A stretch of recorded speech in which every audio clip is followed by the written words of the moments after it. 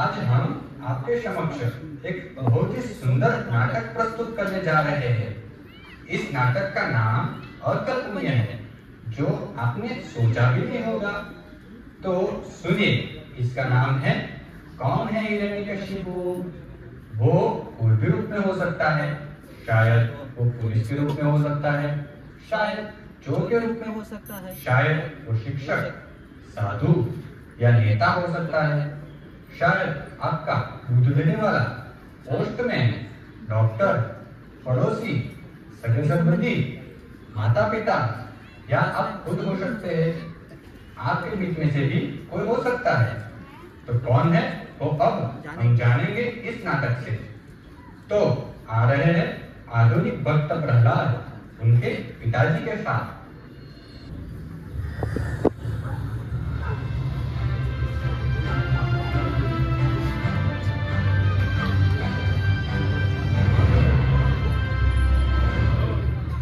आज की ताजा खबर, धर्म के प्रचार में नित्य रूप से संलग्न एक विश्वव्यापक संस्था की एक शाखा इस्कॉन भरूच, जी हाँ इस्कॉन भरूच द्वारा इस रविवार के नगर संकीर्तन का आयोजन किया गया था, जिसमें 500 से भी ज्यादा लोग बड़े ही उत्साहपूर्वक जुड़े।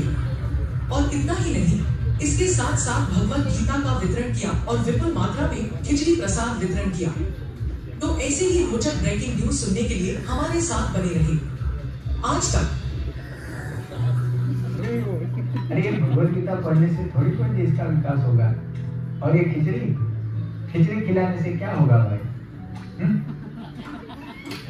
पिताजी, पिताजी, पिताजी, आओ आओ बेटा, मैं तेरे बारे में ही सोच रहा था। ये देखिए मैं आपके लिए क्या लाया। क्या लाया बेटा? ये लीजिए खिचड़ी प्रसाद।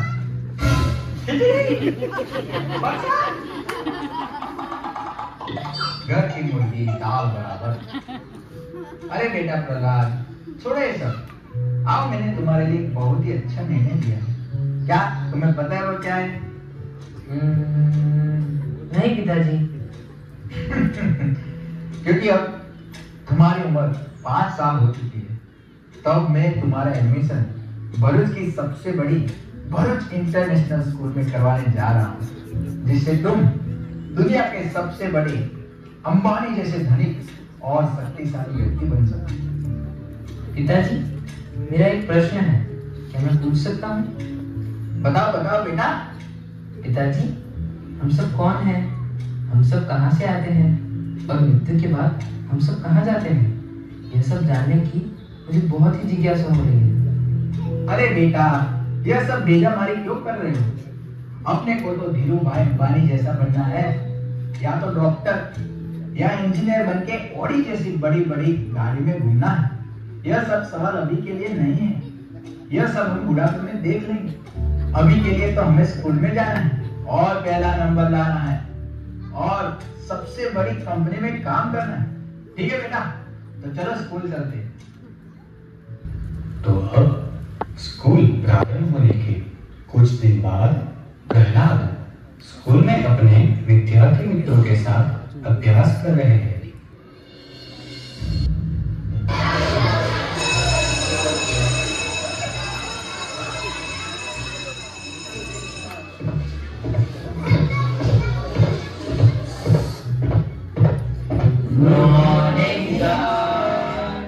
हेलो स्टूडेंट्स, आप सब आ गए? Yes sir.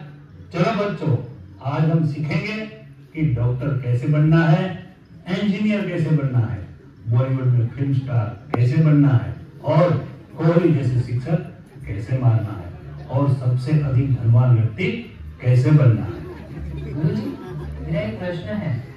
हाँ बेटा, पूछो पूछो। गुरुजी, हम सब कौन हैं?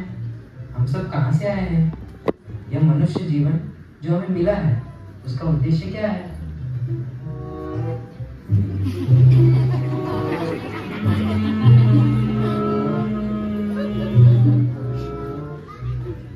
अरे प्रहलाद, मैं तो पंडित थोड़ा हूँ। हमारे सबके आदर्श जो वैज्ञानिक है वह यह बताते हैं कि हम सब तो बंदर से आए हैं, इसलिए हमारे सबके पूर्वज बंदर थे।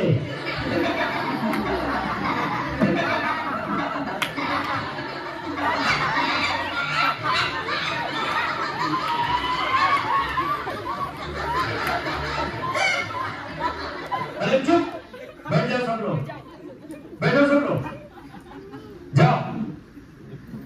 मैं जैसा बोलता हूं वैसा ही करना है और परीक्षा में वही लिखना है।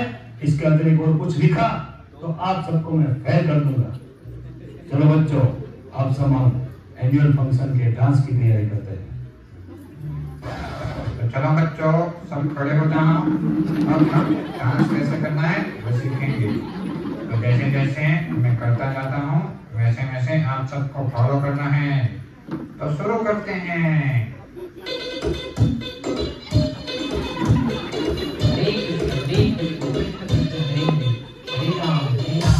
अरे भाई नाचना, क्या कर रहा है?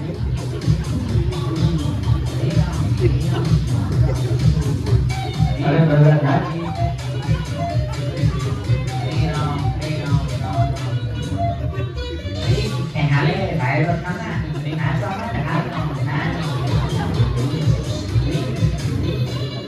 अरे भाई माला छोड़ और हमारे साथ नाच।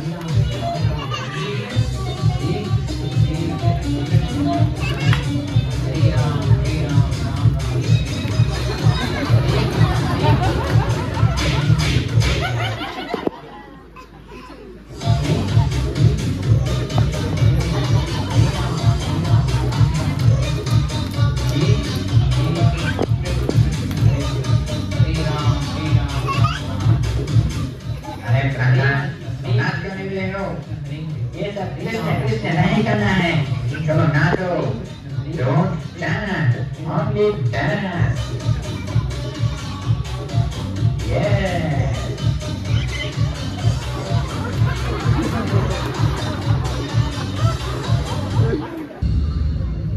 तो हमने देखा ऐसे ही सभी बच्चों को अलग अलग प्रकार की आसुरी शिक्षा देकर उनको भ्रमित किया जाता है और इससे सभी बच्चे वैदिक संस्कृति से दूर हो जाते हैं। तो अब हम देखेंगे स्कूल से घर जाकर पिताजी से बात करते हुए प्रहलाद की स्थिति। अरे बेटा प्रहलाद, तुम स्कूल से वापस आ गए? अच्छा तो चलो फुर्सत से बताओ कि तुमने क्या सीखा। मुझे तो पक्का पता है कि तुम सीख गए होंगे कि कैसे अंबानी बना जाता है। तब बताओ बेटा, बताओ क्या सीखा तुम? पिताश्री, मैंने सीखा कि हम सब कौन हैं। हम सब भगवान के अंश हैं। हम सब कहाँ से आए हैं?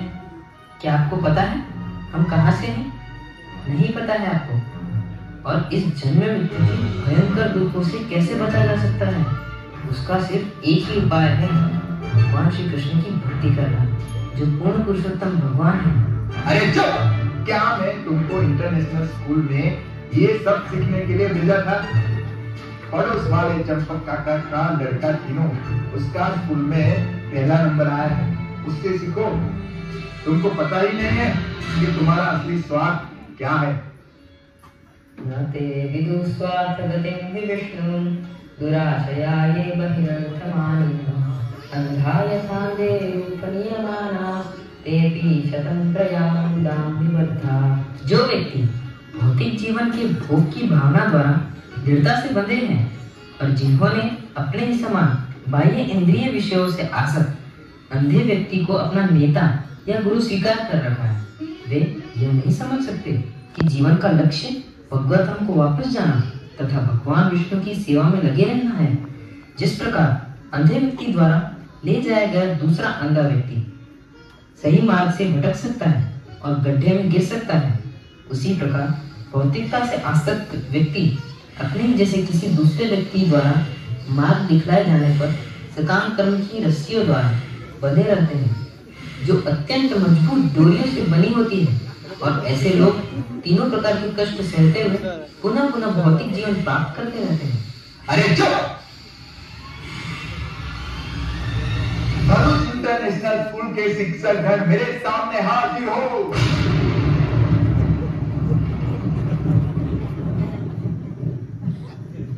मूर्खों, क्या मैं मेरे बेटे को तुम्हारी इंटरनेशनल स्कूल में ये सब सीखने के लिए पैसा देता हूं? अब तुम्हारे पास सिर्फ दो ही ऑप्शन है, या तो इसको इंजीनियर बनाओ या डॉक्टर बनाओ, जाओ।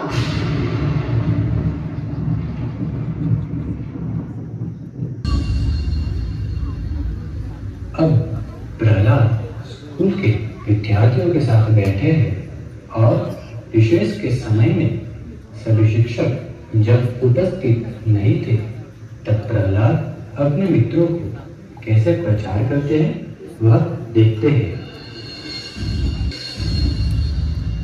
चलो मित्रों, आज मैं आपको भगवान श्री कृष्ण की शिक्षाओं के बारे में बताता हूँ, सीखेंगे? अरे प्रहलाद, यह तो हमारे खेलने की उम्र है, चलो खेलने चलते हैं, चलो क्रिकेट खेलते हैं, चलो चलो। अरे भाई छोड़ो ये सब, आजकल तो पबजी का जमाना चल रहा है, चलो पबजी खेलते हैं और उसमें तो मैं ही जीतूंगा। मेरे पास एक बढ़िया आइडिया है, चलो हम पिज्जा खाने जाते हैं, उसके बाद मस्त पिक्चर देखेंगे और फिर 2 घंटे घोड़े बेचकर सो जाएंगे। अरे छोड़ो यार, इससे अच्छा हम एक मस्त टिकटॉक और इंस्टाग्राम रील्स बनाते हैं जिससे हमारे बहुत सारे फॉलोअर्स बढ़ जाएंगे। अरे नहीं, हमारा आयुष्य बहुत ही कम है, हमको खेलना नहीं है। आपको एक श्लोक बताता हूँ। कौमारम आचरेत प्राज्ञो धर्मान भागवतानिह दुर्लभम मानुषम जन्म तदप्य ध्रुवमर्थदम्। तो क्या आपको ये सब विस्तार से समझना है? हाँ समझना है। तो बताओ, हमारा आयुष्य कितना है? 100 साल। रोज के 24 घंटों में से 12 घंटे तो हम सोते रहते हैं, तो 100 साल में से हमारे पास कितने साल बचे? 50 साल प्रहलाद। उन 50 साल में से हमारा 10 साल का बचपन तो हम खेल कूद में ही व्यर्थ गवा देते हैं, तो हमारे पास कितने साल बचे? 40 साल। 40 सालों में से 10 साल हम अपनी युवावस्था को कॉलेज जाने में और लड़कियों के साथ घूमने में ही व्यर्थ निकाल देते हैं, तो फिर कितने साल बचे? 30 साल।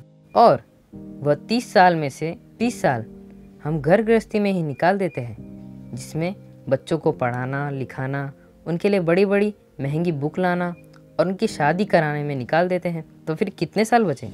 बस प्रहलाद 10 ही साल बचते हैं। बस, और वह 10 साल तो हम बूढ़े हो जाते हैं, जिसमें हमारी कमर दर्द करती है, दांत गिर जाते हैं, खाना भी नहीं खा सकते, बहरे हो जाते हैं, सुनाई भी नहीं देता कुछ, आंखों से कुछ स्पष्ट दिखाई भी नहीं देता। अरे अपने पीने के लिए अपना पानी का ग्लास भी नहीं उठा सकते। और तो और सुनो, जन्म से लेकर अंतिम समय तक स्मार्टफोन में जितना समय गवाया वह तो हमने गिना ही नहीं, तो अभी कुछ भक्ति का समय बचा? नहीं प्रहलाद, नहीं बचा। तो ठीक है, अभी आप सब भक्ति करेंगे? हाँ प्रहलाद, करेंगे। चलो अब हरि नाम कीर्तन करते हैं। हरे राम हरे राम राम राम हरे हरे, हरे कृष्णा कृष्णा कृष्णा हरे हरे, हरे राम राम राम हरे हरे, हरे कृष्णा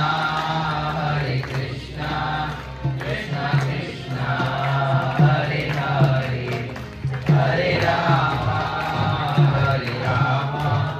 राम राम हरे हरे। तुम यह क्या कर रहे हो? तुम्हारे पिताजी ने बोला है तुमको डॉक्टर या तो इंजीनियर बनना है, और देखो तुम तो यहाँ बच्चों को बिगाड़ रहे हो। चलो तुम्हारे पिताजी के पास चलो। ऐसे ही स्कूलों में बच्चों को धमकाया जाता है। और अब हम देखेंगे जब शिक्षक प्रहलाद को उनके पिताजी के पास ले आते हैं तो क्या होता है।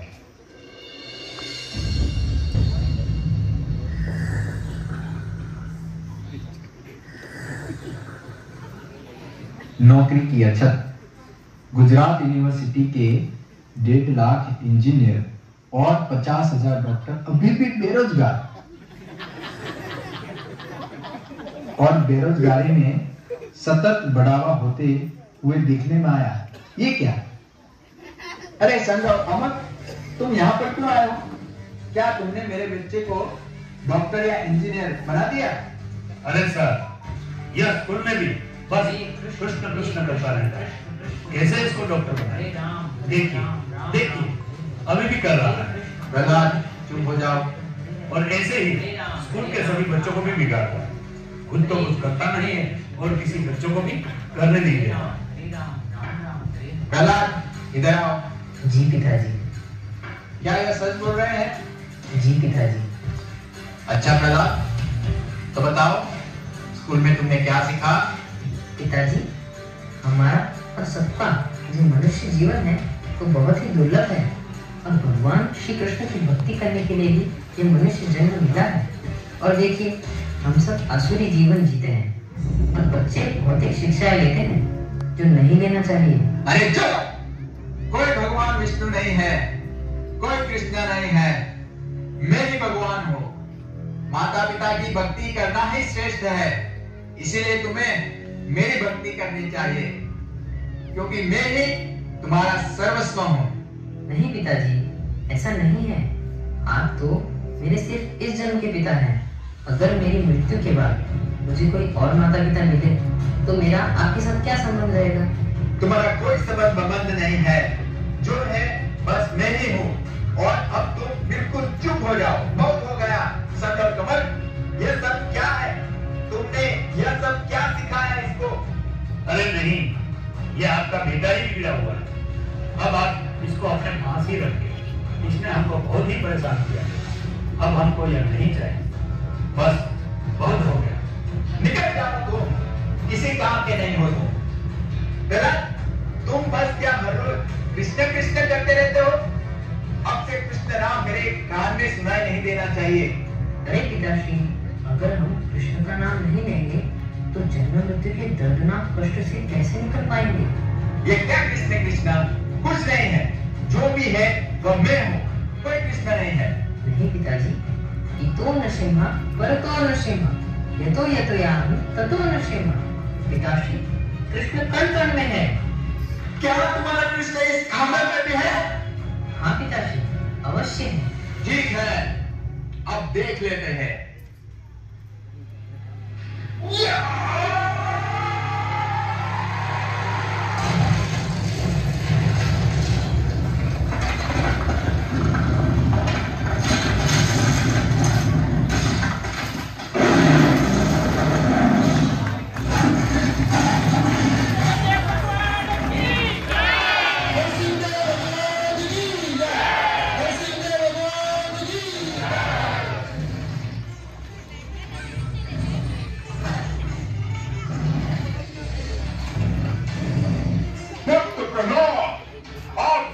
परेशान कर रहा है।